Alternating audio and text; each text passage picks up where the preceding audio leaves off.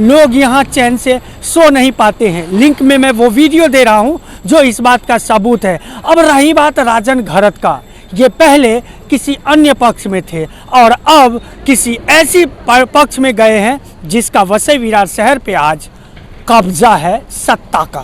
तो ऐसे अधिकारी अब भी अपनी कुर्सी पे बैठे हुए हैं जो वर्षों से वसई विरार शहर महानगर पालिका क्षेत्र के लोगों का खून चूस रहे हैं। नमस्कार, मैं गोपाल सिंह और आप देख रहे हैं रियल न्यूज़ नेटवर्क। दोस्तों, आज जनता दरबार लगी हुई थी वसई विरार शहर महानगर पालिका में और मुद्दा जो लगातार पिछला 2 वीडियो मैंने रिलीज़ किया था जिसमें जय जीवदानी चाल के ऊपर और राजन घरत करके जो बिल्डर है उनका बिल्डिंग झुकी हुई है।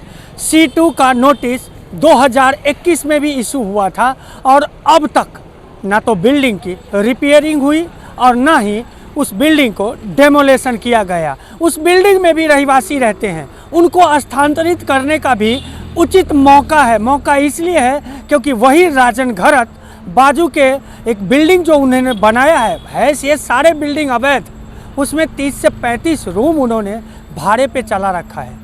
तो इस बिल्डिंग वाले को वहाँ शिफ्ट करो। और इसी मुद्दे को लेकर के फिर एक बार मेरे साथ में संतोष सेठी है जो आज प्रताप सरनायक से उन्होंने मुलाकात की जनता दरबार में। क्या हुई आपकी अर्ज जब दाखिल कर रहे थे आप, तो क्या बातें हो रही थी प्रताप सरनायक से? प्रताप सरनायक साहब को मैंने बताया कि ये 2019 में बिल्डिंग झुकी हुई है और 2025 चालू है और इसको C2A ही घोषित कर रहे हैं। क्यों? अभी हमारे मरने का रास्ता साहब देख रहे क्या? तो प्रताप सरनायक साहब ने बोला इसकी चौकसी करते हैं हम, और सूर्यवंशी साहब को बोला। सूर्यवंशी साहब बोले मैं अभी तक देखा नहीं है अर्जी, ये सब बिल्डिंग ये क्या मैटर है, ये मैं मैटर देखता हूँ और आपको बताता हूँ। तो मैं बोला मैं सर आपको मिलने कभी आऊँ? मंडे को आऊँ क्या? बोलते नहीं आप आओ मत, मैं बताता हूँ आपको। बोले ठीक है। तो चाल के रहवासी के ऊपर खतरा है, बिल्डिंग में रहने वाले लोगों के ऊपर खतरा है। आपने कभी राजन घरत से मुलाकात किया कि नहीं किया? नहीं, मैं नहीं किया। क्यों? क्योंकि ये बिल्डिंग के ऊपर से जब मैंने महानगर पालिका में पत्र व्यवहार चालू किया उसमें तभी राजन घरत प्रहार में था, तभी मैंने पत्र व्यवहार किया तो उसको मालूम पड़ा तो मेरे पे उसने स्टैपिंग किया था। मेरे पे 2023 में स्टैपिंग भी हो चुका है। अच्छा। हाँ, उसमें प्रहार पक्ष के जो है 2-3 जन थे और बाहर से बहुत जन थे। ऐसा देखने जाएगा तो राजन घरत भी था, राजन घरत ने भी किया। और उसके बाद में जब मेरे को जो मालूम पड़ा कि इसको पैसा बाहर से आया है, मतलब जगह का, इसने जगह का डील किया, खुद का जगह बेचा, भाई उसके जो चाचा के लड़के उनका डुप्लीकेट सही मार के इसने जगह बेचा है। तो वो जगह का पैसा जब उसको मिला तो उसने उसके ससुराल में अलीबाग उसने वहाँ पे अंडर कंस्ट्रक्शन चालू किया हुआ है। अच्छा, अलीबाग में भी काम चालू है? अलीबाग में भी अंडर कंस्ट्रक्शन चालू है, वो भी अनलीगली। इतना बड़ा साथी?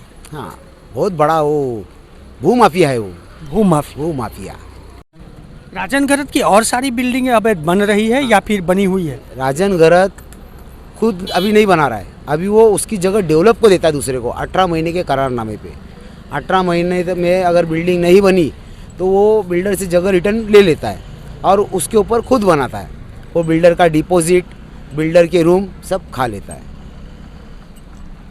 डिपॉजिट भी खाता है, बिल्डिंग भी खाता है। ये अवैध बिल्डर के ऊपर कार्रवाई जो होना चाहिए सही तरीके से नहीं होता है। मामला पेचीदा तब हो जाता है जब बिल्डिंग में रह रहे रहवासी हो तब। और ये बिल्डिंग जो झुकी हुई दिख रही है आपको, ये वाकई खतरनाक है उस बिल्डिंग में रहने वाले के लिए भी। और नीचे जो चाली है जय जीवदानी चाल, ये मनवेलपाड़ा गांव का, उसके ऊपर तो और ख़तरा है।